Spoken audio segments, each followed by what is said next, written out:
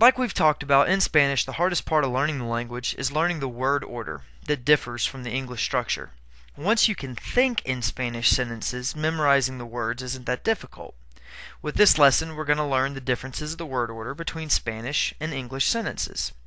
In order to do that, we're going to have to know some very basic grammar concepts in English so that you can recognize their Spanish equivalent. Don't worry, we're going to take it slowly. If you haven't taken a grammar class in quite a while, no problem.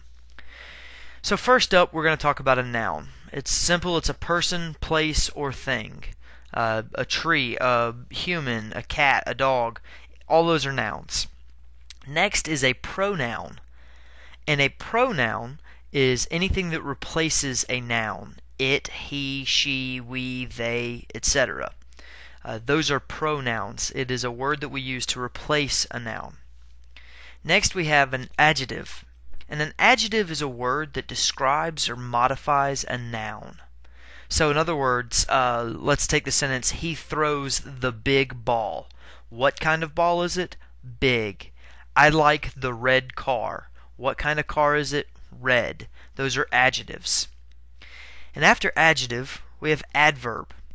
An adverb modifies a verb, an adjective, or another verb.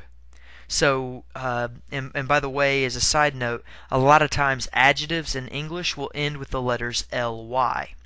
So you can take, for example, he throws the ball quickly. How does he throw the ball? Quickly. So quickly is your adverb. He throws the very big ball. How big is the ball? Very. Very is your adverb. He moved very slowly. There's actually two adverbs in this sentence. How did he move? Slowly. How slowly? Very. Both the words very and slowly are adverbs in the sentence. So he moved very slowly. Very and slowly are both adverbs. Slowly modifies moved, and very modifies slowly. Next up is a preposition. You have probably heard this in grammar school as anything that a plane can do to a cloud. It can go around the cloud, through the cloud, it can go from the cloud, above the cloud, below the cloud, etc. All those are prepositions. They are generally the beginning of a prepositional phrase. Next is the subject. That's basically a summary of the different words, the types of words. Now we're going to look at the parts of speech in an English sentence. So you have the subject, which is the main focus of the sentence. It's the primary noun. Usually it's who or what is doing the verb. So he throws the ball to John. Who throws the ball? He. So he is your subject. I jump through the hoop. Who jumps through the hoop? I do. I'm the one jumping, so I am the subject.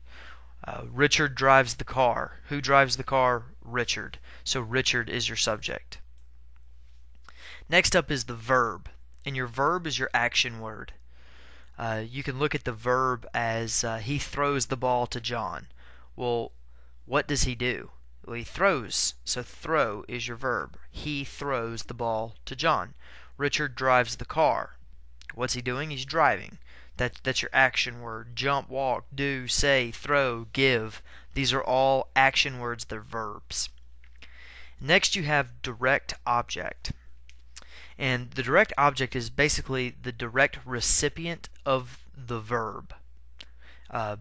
It's the what of the verb. It answers the question of what. So he throws the ball. What does he throw?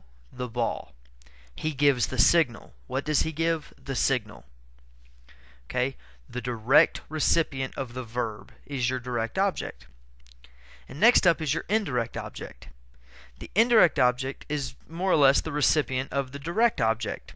And a lot of times that's the who of the direct object. So he throws the ball to John. Who does he throw the ball to? John. He gives the signal to the troops. Who does he give the signal to? The troops. So the troops, John, those are your indirect objects. It's answering the question of who from the direct object. It doesn't always have to be, a person, but a lot of times it is.